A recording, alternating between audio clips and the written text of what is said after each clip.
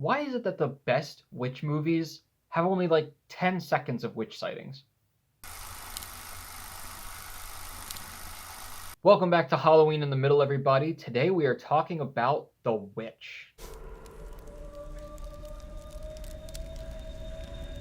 The Witch is about a family in the 1630s who leave their home village and church to make their way of life on the farm, but are soon tormented by the evils of a witch in the woods. It stars Anya Taylor-Joy, Ralph Ineson, Harvey Scrimshaw, and Kate Dickie. It is Halloween Eve, everybody. Halloween?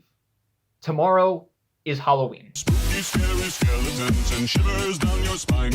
And I asked you guys in a poll on Instagram what you would like me to review. Actually, I gave you a few options, and I will get to the others. Psycho, Young Frankenstein, Creep, a bunch of others that I do want to review in the future of Halloween in the Middle and even maybe Halloween in April, because I do follow that. That is a thing. But this year, you guys chose The Witch, and I'm so excited because I watch that one every year. I love to talk about this movie. I have probably talked about it, or at least mentioned that it is one of my favorite movies in videos long ago, probably like my top favorite Halloween movies or something like that. But alas, I was younger then and less tired. So now I actually want to talk about it in a little bit more depth.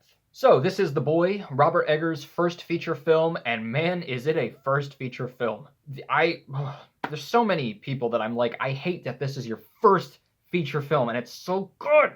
I've already talked about The Lighthouse and about The Northman, which are both excellent movies, and I love them, but this one is by far my favorite. If for nothing else, it's simplicity. Robert Eggers is just so good with these period pieces, making it feel like whimsical, a little bit more abstract, a little confusing, but it's always something you're like, this is just so good. I could eat this up all day. Now, you all know how I feel about my confusion about The Lighthouse. Why just spill your beans, dummy? But I'm coming back around to it. I want to watch it again because you know what? It grew on me. And then The Northman I've already talked about, and I thought that was really, really great as well, and I really liked that one. By the way, is that like the only movie this year that feels like it came out like a year and a half ago? Like not this year? Is that just me? Like every other movie, I'm like, yeah, that came out in 2022. This one, I'm like, oh yeah, that came out like last summer. But is that anybody else? Is that just me? But as much as I love those two, I love The Witch even more, so let's get into it. Starting off with the highs, my favorite thing about this movie is actually something that I've never said about another movie before this that is my favorite thing, is the atmosphere. God, I just love the tone and setting and atmosphere of this movie. It is just quiet and creepy, but like, I'm not gonna lie, if they took out the witch parts and some of like the little weird stuff, it'd actually be kind of relaxing. I don't know. It's just a perfect movie to watch in the fall because it's not like, leaves changing and ooh, fall and Halloween. It's like gray on a farm in like the countryside. It's like a period piece. It doesn't seem like one that would attract people that much, but I don't know. I just find it weirdly comforting. Like it makes me just kind of want to fall asleep. And kind of going along with that, it is just a very simple, straightforward story, which you guys know that I really like because especially with horror, straightforward stories that aren't super confusing or complex or have a lot of plot to them lead to just you being able to be in the moment. You being able to just experience what's going on and be in the suspense, be in this family who they're just being torn apart. You're in the intensity of them not trusting each other and all this stuff happening to them and just all the creepiness in general going on in the woods. And this family is great. I actually really do like them because you can tell from the beginning they already have their issues, but like they do genuinely seem to be a family that's trying. It's just they have a lot of problems and it does not get better when they leave the church and their village to go try to be in this farm next to a woods that has a witch in it. But I thought everybody did an excellent job acting in this. I mean, we get Kate Dickie, who is like just really good at playing people who are coming unraveled, like, coming apart at the seams. Like she just does such a good job with that between this Game of Thrones, even the Green Knight a little bit, she's just kind of off.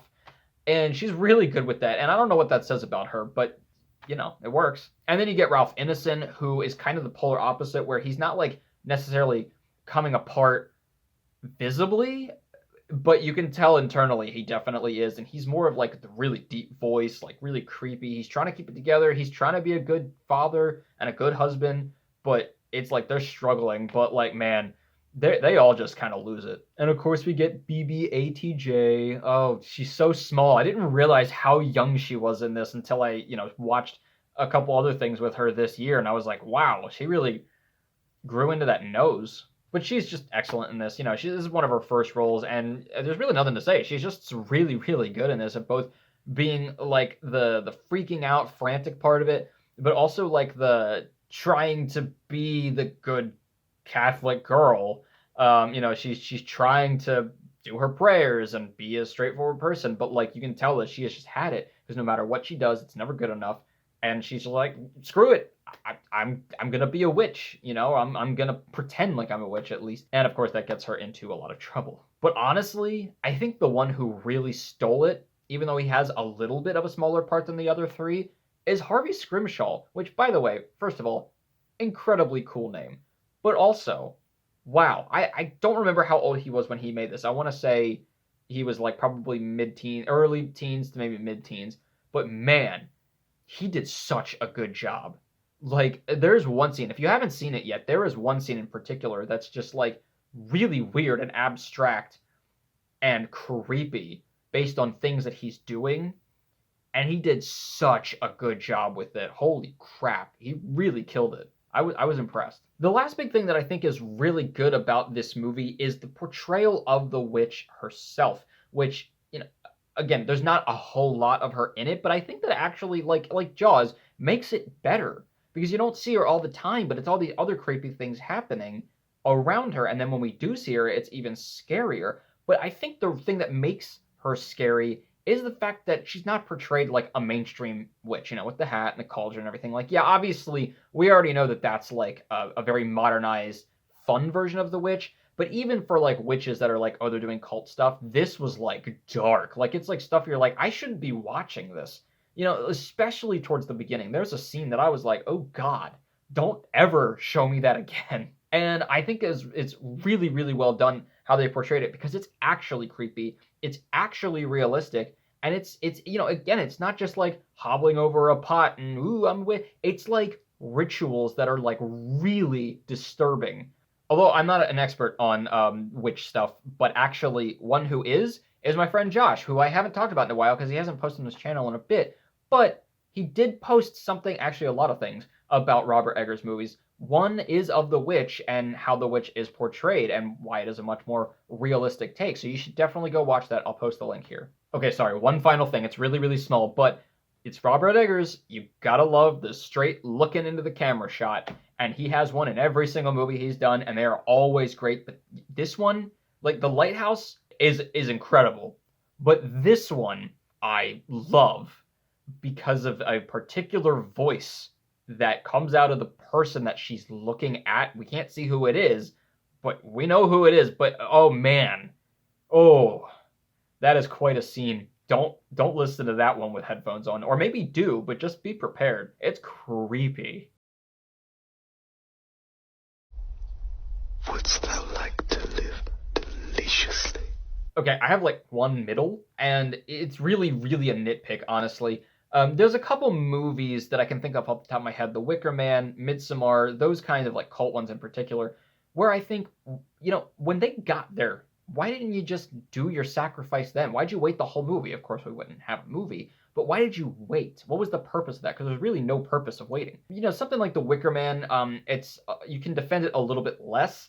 Because like Midsommar, it's like you're trying to pick them off one by one. You're trying to get these two to do something specific.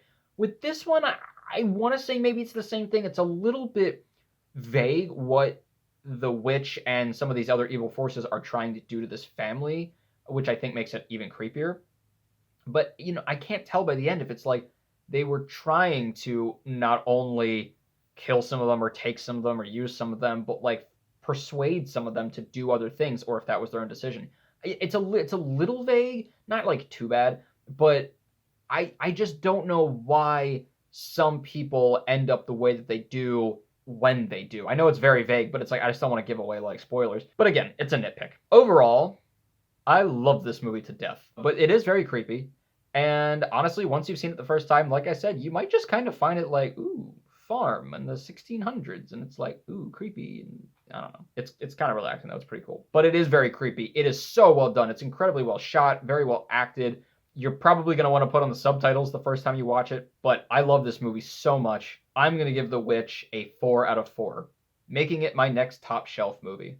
Well, guys, let me know what you thought of The Witch if you have seen it, and is it your favorite A24 horror movie? Is it your favorite A24 movie? Because it is definitely usually up in the top 3 of most of the lists that I've seen. So, you're probably wondering, why didn't I put this out on Halloween? Why did I put it out the day before? Well, you're going to have to come back to find that out tomorrow, because I've got a little bit of a surprise that has to do with my costume.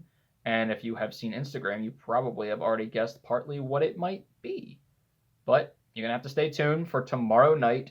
Something will come on the channel, actually 2 somethings, and it's a little bit interactive, so look forward to that. And as always, keep your hopes high, your stress low, and Halloween right in the middle. I'll see you guys later.